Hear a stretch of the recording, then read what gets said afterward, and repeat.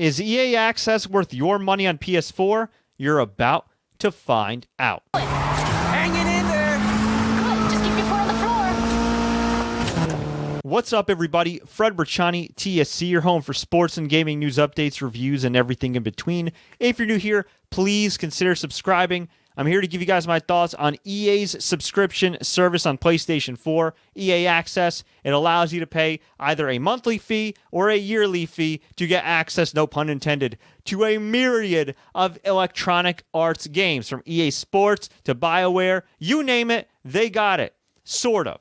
Now, for those of you that have been subscribed in the past to the Xbox One version, you might be wondering, what the hell is the difference? Well, I'm going to tell you in a second, but for those that are not familiar with EA Access, here's the deal. You hop on your PS4, you download the free app on your PS4, and then you could sign up either through your PS4 on the PlayStation app, or you could purchase a digital code online at a place like, say, Amazon.com. We linked it in the description, by the way. From there, you can choose between either a monthly plan of $4.99 per month or a yearly plan of $29.99 per month. Now, what do you get? 2 sets of games separated into 2 categories. You have the Vault and Game Trials. So let's start with Game Trials first. With EA Access, for any new EA game, you get to play these games around 5 to 7 days prior to the official release date before everybody else. So you get early access. That's cool. You get to play these games for quote-unquote free, or as part of your subscription, for up to 10 hours, which means you can try before you buy. So say Madden 21 comes out and Lamar Jackson's on the cover, you can play as Lamar Jackson in Madden 21 for up to 10 hours. And let's just say, you know what? You want to buy it. You want to get it. You get a 10% off discount with any EA purchase as an EA Access subscriber. Pretty cool, right? But for that sum of money for a month or a year, it doesn't just include game trials. It includes the good stuff. And that good stuff is the Vault, which features dozens and dozens of EA games from the past and present on PS4. You get a little bit of everything here. Need for Speed Heat, FIFA 20, NHL 20, Sea of Solitude, the Madden series, Plants vs. Zombies, Anthem, A Way Out, NBA Live. Man, I missed that game. Unravel.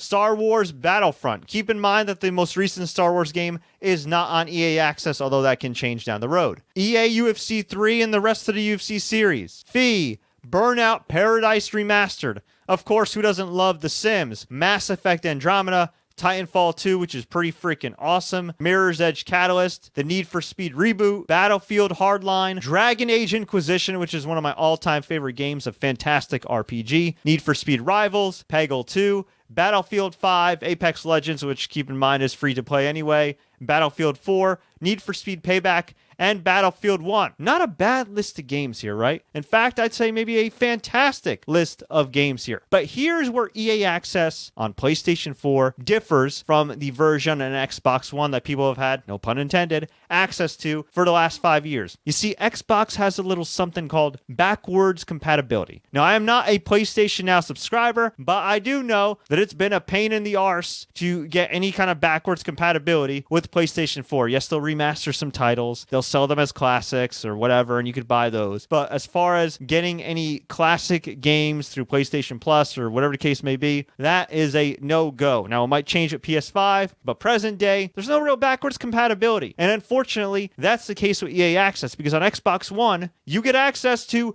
the Mass Effect series, Fight Night Champion, among many other titles, Dragon Age Origins. So it increases the library significantly. Whereas you look right here, all these are current gen games. And don't get me wrong, they're awesome current gen games. But if you're not a sports fan, that probably removes Need for Speed from the category here of what you'd want to play. Madden, FIFA, NHL, NBA. And then you're left with Anthem, which was a decent game. A Way Out, which I heard was really good. Star Wars, that's fun. Unravel. Dragon Age Inquisition's awesome. Titanfall 2. But after you take away the sports games, there's not really much. I mean, okay, you got Battlefield, but let's keep it real here. A lot of these games, you could pretty much get on sale anyway, individually. And if you're just going to play that one game, it might be worth it to just, get it on sale and not sign up for EA Access. So that aspect is pretty disappointing as somebody that's been subscribed to the Xbox One version pretty much since launch. That's ridiculous to me. And I understand if maybe Sony wants to make a conscious business decision for whatever reason to not include PS3 and PS2 titles, but you'd think they'd work something out with Electronic Arts. I mean, it only took them nearly 5 years to get this subscription service on their platform. And, well, while it does have a nice selection,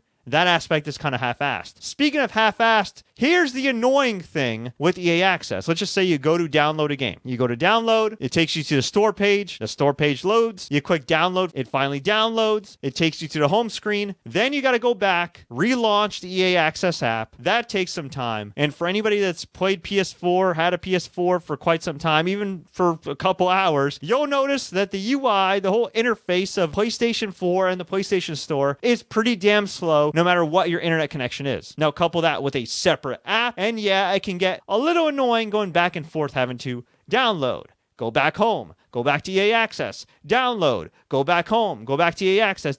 It's a minor thing at first, but if you're binge downloading a bunch of games, especially if you have the hard drive space, it can get on your nerves. Now, with all that being said, I still would recommend EA Access on PS4 if PS4 is your main console of choice. If you have an Xbox One, I don't even know what the hell you're doing with EA Access on PS4. Don't even bother. Stick with the Xbox One version. You'll get some backwards compatible games. It's a bigger library overall. Go for that. But if PS4 is your main console, look, if you're a sports fan, Madden, FIFA, NBA Live, NHL, UFC, sprinkled in with some awesome non-sports games like Titanfall 2 and Dragon Age. You really can't go wrong here. And hey, sports game season is right around the corner. So Madden 21's coming out, FIFA 21, NHL 21. So hey, EA Access might come in handy then. Maybe you want to try these games before you buy them. Maybe you want to get that 10% off discount. The nice thing with EA Access, no matter how you feel about the PS4 version or the Xbox One version, is that the price point isn't ridiculous. It's $30 for the year. That's half the cost of a new game,